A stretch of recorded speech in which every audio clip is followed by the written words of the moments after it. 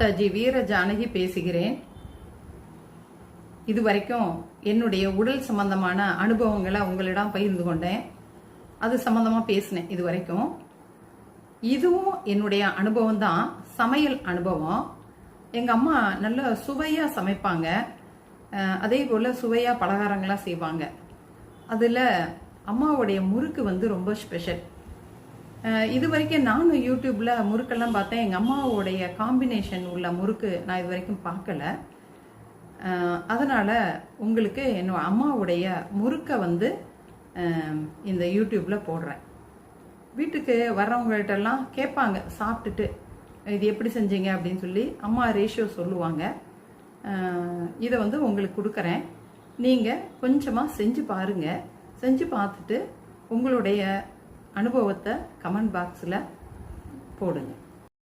முறுக்குக்கு தேவையான பொருட்கள் 4 டம்ளர் பச்சரிசி, 1 டம்ளர் உளுந்து, 1 டம்ளரு இட்லி புழுங்கல் அரிசி, 4 டம்ளர் பச்சரிசியை கழுவி 2 மணி நேரம் ஊற வச்சு வெயிலில் நல்லா காய வச்சு எடுத்து வச்சுக்கணும். வெயில் அடிக்கிறப்பே எடுத்து சுத்தப்படுத்தி செஞ்சு வச்சுக்கணும். காஞ்ச பிறகு நீங்கள் ஒரு பாலித்தீன் கவரில் போட்டு வச்சு, உளுந்து என்னைக்கு அரைக்க போகிறீங்களோ அன்னைக்கு உளுந்து வறுத்துக்கணும். பொன்னிறமாக வறுக்கணும்.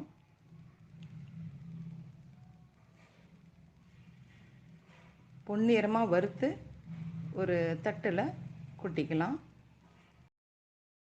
அரிசி இட்லி புழுங்கல் அரிசியை கழுவிட்டு கழனி எடுத்துட்டு ஒரு 10 நிமிஷம் மூடி வச்சிங்கன்னா அந்த ஈரத்தெல்லாம் இழுத்துரும். அதன் பிறகு வறுத்துக்கணும். இப்படி இதையும் பொன்னிறமாக வறுக்கணும். பொரி அரிசின்னு சொல்லுவாங்க. இது எல்லாத்தையும் சேர்த்து மிஷினில் கொடுத்து அரைச்சிட்டு சலிச்சு வச்சுக்கணும் மாவா. இப்போ அரைச்சதில் 1 டம்ளர் மாவு போட்டிருக்கோம்.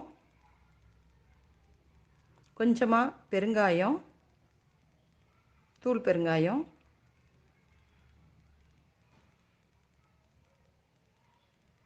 இதுக்கு தேவையான அளவு உப்பு கொஞ்சமாக போட்டிருக்கோம். எள்ளு, கருப்பு எள்ளு கொஞ்சமாக போட்டுக்கலாம். கருப்பு எள்ளு இல்லைன்னா வெள்ளை எள்ளும் போட்டுக்கலாம். சோடா மாவு 1 சிட்டிகை போட்டிருக்கோம். அது இதில் காமிக்கலை. வீட்டில் வயசானவங்க சாப்பிட்றதுக்காக போடுவோம். அம்மா எப்பவும் போடுவாங்க. இதுக்கு தேவையான வெண்ணெய் 1 ஸ்பூன் சேர்த்துக்கலாம். இப்போ இந்த மாவை பிசைஞ்சிக்கலாம். தேவையான அளவு வெண்ணெய் போட்டிருக்கோம் அப்படின்னு எப்படி கண்டுபிடிக்கிறதுனா, அந்த மாவை பிசைஞ்சு பிடிச்சோம்னா பிடிக்க வரணும், உடைச்சா உடையணும். அதுதான் நம்ம சரியான அளவு போட்டிருக்கோன்னு தெரிஞ்சுக்கிறது. இப்போது பச்சை மிளகாய் 3 அரைச்சி வடிகட்டி வச்சுருக்கோம்.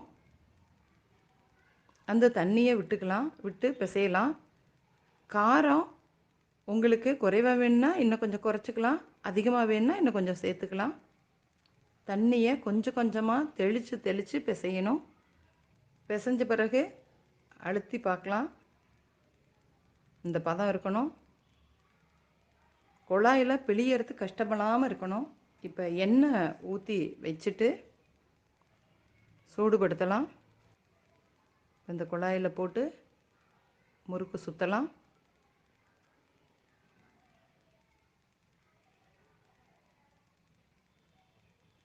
எங்கள் வீட்டில் இப்படி தான் தட்டில் தான் சுற்றிக்குவோம், எடுத்து போடுறதுக்கு ஈஸிக்காக.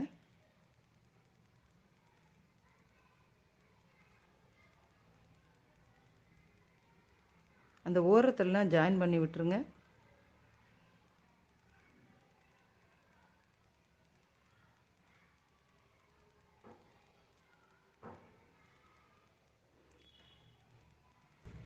எண்ணெய் சுற்றுச்சான்னு பார்க்கலாம். சின்ன பிட்டு போட்டால் உடனே மேலே எலும்பி வருது. முறுக்கு போட்டுடலாம்.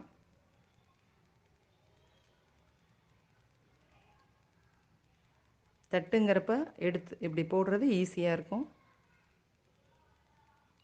இடம் இருக்குது, இன்னொரு முறுக்கு போட்டுடலாம்.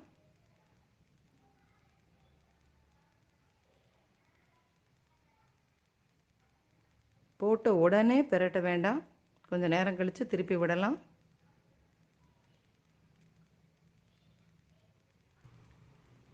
முறுக்கு வெந்துருச்சுன்னு நம்ம தெரிஞ்சுக்கிறதுக்கு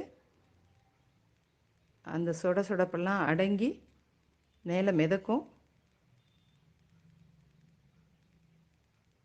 இப்போ பாருங்கள், இப்போ ஒரு பெரட்டி பெரட்டி எடுத்துடலாம். இது ரொம்ப சுவையாக இருக்கும் இந்த முறுக்கு. நான் சொன்னால் இப்படி நீங்கள் இதை செஞ்சு பாருங்கள். கொஞ்சமாக செஞ்சு பார்த்துட்டு அந்த சுவையை அனுபவிச்சுட்டு அப்புறம் சொல்லுங்கள் நான் சொன்னது சரிதானான்னு.